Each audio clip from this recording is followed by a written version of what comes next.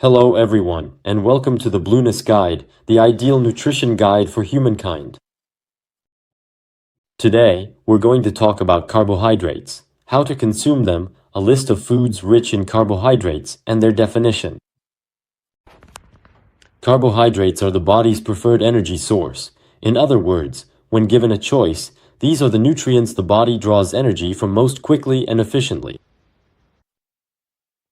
They are converted by the body into glucose to produce energy molecules known by the lovely name of adenosine triphosphate, or ATP. The efficiency of this process depends greatly on the vitamins and minerals present in the carbohydrates. That's why foods high in bad carbs and lacking in natural vitamins and minerals, like processed sweets, lead to poor energy production. Depending on the length of their chain, carbohydrates are classified as follows. There are monosaccharides, which include glucose, fructose, the sugar found in fruit, and galactose, which is the sugar in milk. There are disaccharides, which contain sucrose, the industrial sugar made up of glucose and fructose, both of which belong to the first group. And still among the disaccharides, we find lactose, which is the carbohydrate present in the milk of mammals. Next, there is the group of oligosaccharides. This is mainly raffinose, which is made up of 1 unit of galactose, 1 unit of glucose, and 1 unit of fructose. And finally, polysaccharides, also called complex carbohydrates, which include amylopectin, so plant starch, glycogen, which is animal starch, and inulin, which is produced by many types of plants. And these polysaccharides are actually sugars of the fructose type linked together. The first 3 groups of carbohydrates, monosaccharides, disaccharides, and oligosaccharides, belong to the family of simple carbohydrates. And the last group, the polysaccharides, belong to the family of complex carbohydrates. Before we understand the difference between these 2 types of carbohydrates, let's pause for a moment to address the confusion between sugars and carbohydrates. There is a real confusion among consumers these days between the term sugar and the term carbohydrate. We often tend to mix up the two for 2 reasons. First of all, sugar, in the strict sense of the word, belongs to the carbohydrate family, but not all carbohydrates are sugars, strictly speaking. It's a matter of belonging, not equivalence. Next, some people tend to refer to all carbohydrates as sugar to make things simpler, without necessarily seeing it as a mistake. Because in this specific case, sugars don't necessarily refer to everything that tastes sweet, but simply to carbohydrates, which are actually combinations of sugar molecules that don't always taste sweet, like starch, for example. So, let's clear things up and refer to what's written on the labels of the products we buy at the supermarket. On these well-known labels, sugar is defined as the smallest link in a chain of carbohydrates, that is, simple carbohydrates, as opposed to complex carbohydrates. On these labels, the term carbohydrates indicates the total amount of carbohydrates, which includes both simple and complex carbohydrates. And there's this note, of which sugars, right below the carbohydrates line. And the above which sugars note only refers to the amount of simple carbohydrates. So, you might be wondering what the difference is between simple and complex carbohydrates. So, simple carbohydrates are also called fast sugars, and complex carbohydrates are more commonly known as slow sugars in everyday language. So, simple carbohydrates, also called sugars on those labels I mentioned, are small molecules that have a sweet taste. They include glucose, fructose, lactose, maltose, galactose, and sucrose. They generally have a pretty bad reputation, but it's important to distinguish between them. You need to differentiate between simple carbohydrates that come from fruit, which are present in relatively small amounts, and simple carbohydrates that come from processed foods. Simple carbohydrates are also called fast sugars because consuming them leads to very rapid absorption in the body, causing a spike in blood sugar, which triggers insulin secretion to regulate sugar levels and results in storage of reserves, which can lead to weight gain in the medium and long term. We'll come back to this a little later.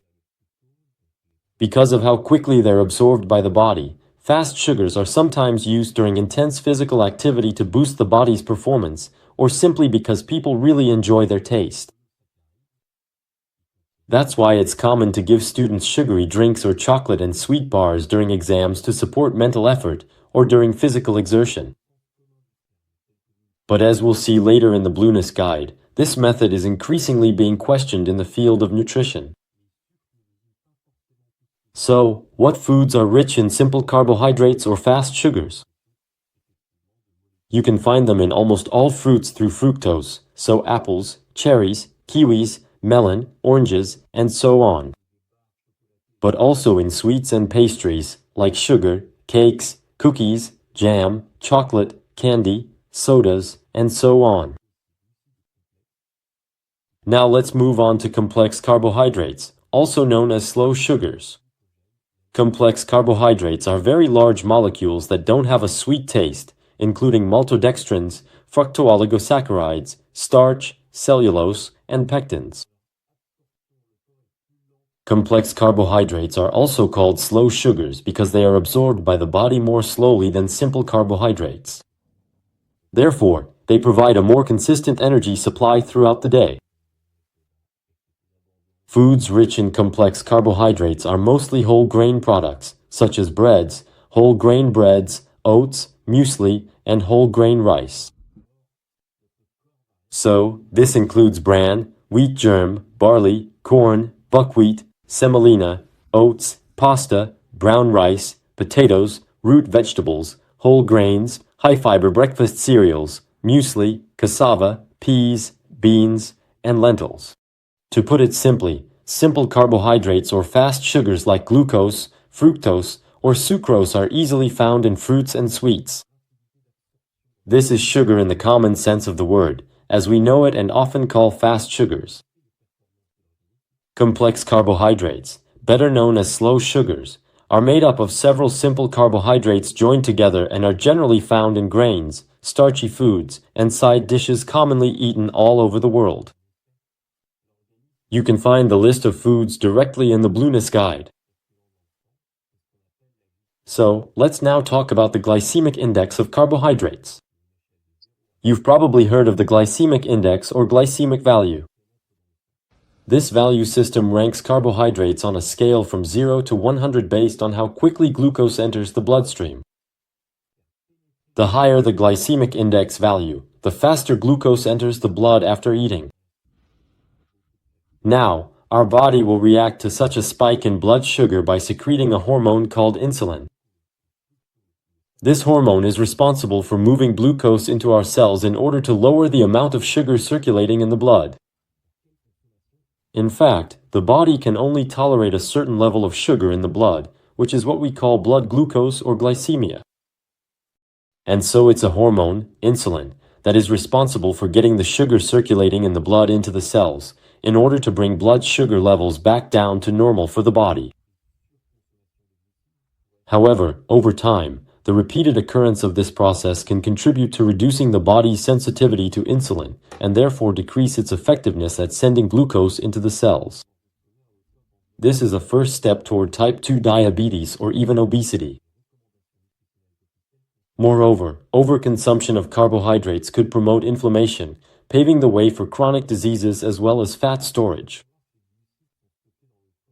That's why official nutritional guidelines recommend consuming carbohydrates with a low or moderate glycemic index, which do not cause large insulin spikes. So, among these low or moderate glycemic index carbohydrates, you'll find fruits, tubers like quinoa, buckwheat, chestnuts, sweet potatoes, whole grains, especially basmati rice, as well as legumes like lentils or chickpeas, which are considered the star carbohydrates for health because they fit the Mediterranean diet and have a very low glycemic index. We'll come back to this a little later. By the way, here's a little tip. If you eat carbohydrates along with fiber, it will slow down their absorption. We'll actually talk more about fiber in the next podcast. To find the list of carbohydrates ranked by their glycemic index, from low to high, including medium, you just need to check out the Blooness guides. So, what is the recommended daily intake of carbohydrates? You should know that carbohydrates are stored in the body in two ways, either as glycogen in the liver, which accounts for about 1/3, or in the muscles, which accounts for about 2/3. These glycogen reserves are used by the body as an energy source during physical activity and are then replenished through a diet rich in carbohydrates. But be careful, again, to keep things simple. If there's no physical or even mental effort, the carbohydrates you consume may end up being too much for your body, which will then try to convert this excess into stored fat, just in case, as a reserve. Which, unless you're trying to gain weight for a movie role, is probably not your goal, neither from an aesthetic nor a health perspective. Therefore, the recommended daily intake of carbohydrates will depend on several factors. Your eating habits and your lifestyle. What kind of diet have you chosen? Your beliefs and your diet, whether you're vegetarian, vegan, carnivore, your metabolism, your tendency to feel sluggish after eating carbs, your addiction to processed sugar, your compatibility with a more or less moderate carb intake. In short, a lot of factors. You should know that public health authorities recommend consuming them at about 50%. They recommend prioritizing complex carbohydrates, meaning polysaccharides, which are found in fruits, vegetables, legumes, and well-known starchy foods like rice, wheat, potatoes, and cereals. On the other hand, simple carbohydrates found in refined sugars, processed sweets, and sodas should be reduced, according to official recommendations. As we mentioned earlier in the podcast about macronutrients in general, your carbohydrate intake will often depend on your goal. Are you looking to build muscle? Are you just trying to maintain your current state in general? Or are you trying to lose weight? Your carbohydrate intake will also depend on your metabolism, meaning your tendency to gain body fat or not based on your calorie intake. To better understand how macronutrients are distributed, it's helpful to look at what is generally practiced or recommended in the world of fitness or nutrition, depending on the desired goals. This will give us a clearer idea of how carbohydrates have been consumed since the mid-20th century, beyond just their enjoyment factor. In this regard, there are three main known ways to distribute macronutrients. You'll find the diagram in the Blues Guide, right in the Carbohydrates chapter. These three main distributions are the ones that are more or less known to the general public, depending on sports goals or lifestyle. These aren't necessarily the distributions we'll recommend later in the Blues Guide, but it's important to understand this common logic in order to move forward and find your own way of distributing nutrients. In general, athletes and people who aren't sedentary, those with very physically demanding jobs throughout the day, tend to choose a diet that's mostly made up of carbohydrates. This is actually what public health authorities recommend, and not just for athletes, which is why it sparks debate. Proteins obviously make up an important part in such cases, since they affect muscle tissue, while fats are a minority. On the other hand, people who are maintaining their weight or are semi-sedentary and only exercise occasionally will go for a balanced distribution among the three macronutrients, along with physical activity that, again, is more or less occasional.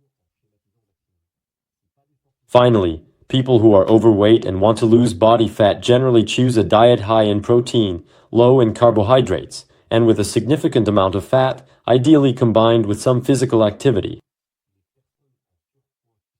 Again, even though every case is unique, we're going to simplify things as much as possible. If you're looking to build muscle, it's often recommended to consume a large amount of carbohydrates, especially on the days you work out. But we'll come back to this specific case a bit later in a podcast dedicated to low-carb diets for athletes. If you're already in good shape and just want to maintain your current physique, you'll often be advised to have a balanced diet. This term, which is fairly generic and often doesn't mean much, really makes sense here. It means getting your share of carbohydrates in roughly equal amounts with everything else. Finally, if you're the type who tends to gain weight easily and, despite all your efforts, you still have excess fat and are looking to get leaner, reducing your carbohydrate intake might be something to consider, especially if you've been a big eater of sugar and carbs in the past, which could have affected your insulin sensitivity. Regarding the high carbohydrate intake for athletes, sedentary people living in urban environments are used to consuming hundreds of grams of carbohydrates per day. Between breakfasts made up of bread, jam, sometimes chocolate spread, cereal, orange juice, and so on. Then lunch, which is often a sandwich or a dish with a large portion of starchy foods like rice, fries, and so on. And finally, with takeout dinners or homemade spaghetti, we end up, often without realizing it, consuming between 300 and 600 grams of carbohydrates per day, if not more, not to mention the beer after work. However, meal plans designed for athletes looking to gain muscle mass generally revolve around 300 to 500 grams of carbohydrates per day. This intake is intended for someone who will then engage in intense physical activity, often, sometimes even close to weightlifting, or sometimes with cardio or interval training. So the question to ask is this: is it normal that the amount of carbohydrates we usually eat as someone who is mostly sedentary and only exercises occasionally, like on weekends, is almost the same as the carbohydrate intake planned for someone who does bodybuilding? What about the consequences when we consume such a large amount of carbohydrates without burning them off in the hours that follow? This is an issue we will come back to very soon as part of the blues diet. In the meantime, let's determine how much energy carbohydrates provide. In terms of calories, just like proteins, 1 gram of carbohydrates equals 4 kcal, compared to 9 kcal for 1 gram of fat. So fats are more energy-dense than carbohydrates. This is an important concept to keep in mind when we look at how many calories to consume and burn each day, and when considering a low-carb diet. Next, we have the special case of fiber. Fiber, which is mostly found in vegetables, is a type of carbohydrate, in this case, a complex carbohydrate. They're so complex that the body doesn't absorb them. They simply slow down the absorption of other carbohydrates, allowing for a more steady energy distribution, while not providing any calories themselves. So, you might ask, what's the point of eating them? To answer that question, let's dive into the podcast dedicated to them. That will actually be the topic of the next podcast. See you soon in the Blues Guide, the guide to the ideal diet for humankind.